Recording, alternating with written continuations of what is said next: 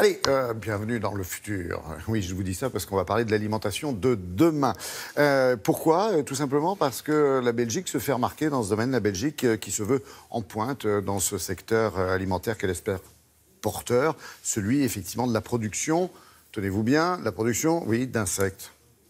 Bon appétit. Bonjour Valérie Lerouge qui est en direct de Bruxelles. Ça se concrétise comment, cette volonté justement de se lancer sur ce secteur?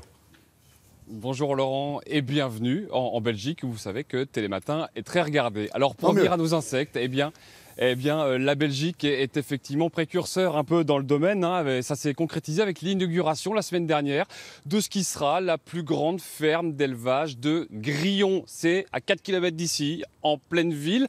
Alors pourtant en Europe, on le sait, ces protéines à 6 pattes ont encore peu percé. Ça reste un peu un délire pour un apéritif, alors qu'un tiers de la planète en consomme déjà, en Asie, en Amérique latine, en Afrique, car ça a de nombreuses vertus nutritionnelles, on l'a souvent dit, mais également environnementales. Ça consomme très peu d'eau, c'est très peu gourmand pour grossir et ça dégage peu de gaz à effet de serre. Alors la Belgique y croit et sa loi est plus souple ici qu'ailleurs.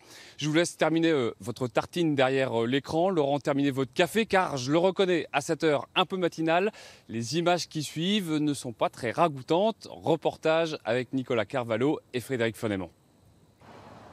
Dans ce bâtiment design en pleine ville, un élevage un peu atypique. Dans chaque box ici, 150 000 grillons sont abreuvés et nourris pendant 30 jours. Ils grouillent dans un air chauffé à 31 degrés et très humide. Donc ici, nous, on nourrit les insectes à partir de coproduits agricoles bio, c'est-à-dire des résidus de pressage de lin, qu'on fait de l'huile, des résidus de pressage de tournesol. Ce qui reste de l'huile, c'est avec ça qu'on les nourrit. On les nourrit aussi à partir de son, qui est l'enveloppe du blé.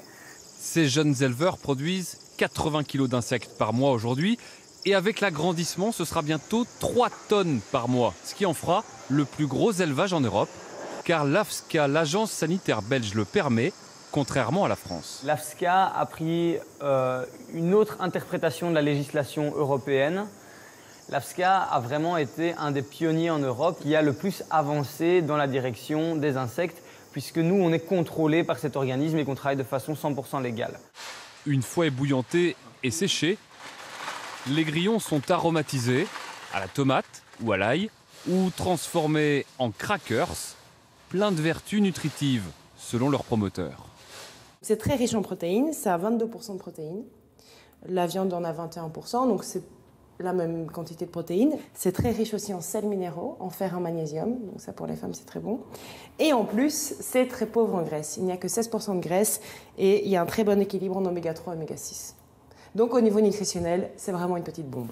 Le prix aussi fait l'effet d'une petite bombe, près de 5 € les 30 grammes. Reste donc à convaincre les consommateurs.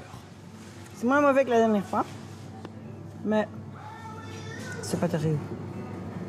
Je crois que c'est une question d'habitude. Peut-être qu'en sauce, ça serait plus discret. Parce que là, ici, comme ça, c'est un peu dur, mais c'est sans doute l'avenir, quoi. Je vais goûter à la tomate. J'ai goûté nature tantôt, mais ça n'a pas beaucoup d'intérêt. Et là, c'est chouette, il y a un petit goût en plus. Et au final, c'est pas très différent que de manger des crackers d'apéro ou quoi. En Belgique, une centaine de magasins bio proposent déjà ces insectes séchés, preuve qu'il doit bien y avoir des amateurs. Et oui Valérie, si vous voulez, moi non seulement j'aime bien, mais je pourrais vous faire goûter du verre de bambou et puis même des scorpions grillés si ça vous intéresse. Bon, sérieusement, je connais le cas de Français qui ont essayé de se lancer, ça n'a pas marché, que ce soit en France ou à l'étranger déjà. Ils n'ont pas eu l'aide, comme si la France n'avait pas envie d'emboîter le pas de la Belgique sur ce terrain-là. Alors effectivement, il y a quelques start-up et une ou deux fermes d'élevage dans le sud de la France. Seul problème, la vente est illégale en France.